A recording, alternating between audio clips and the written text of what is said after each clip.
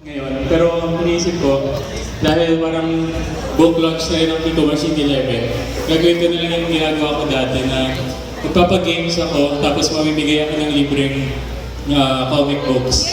Ayan.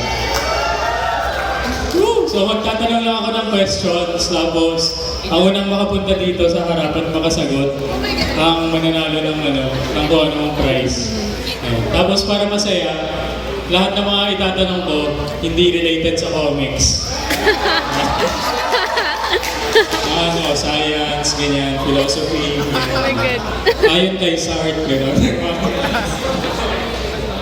Yeah, so para sa ating unang question, ibibigay ko muna itong Kirot ng Kapalaran na comics. Ayan, kung meron na kayo, tas nanalo kayo, okay pa rin, pwede nyo ibenta, di ba? Benta nyo ng 50 lang, ayan, tumubo po kayo. Ayan. So, ang unang tanong. Ito, madali lang to. Pop culture.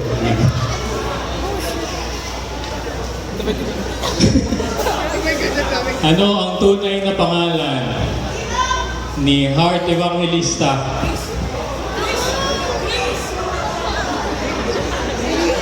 Love Marie Ocpao. Correct. Congratulations.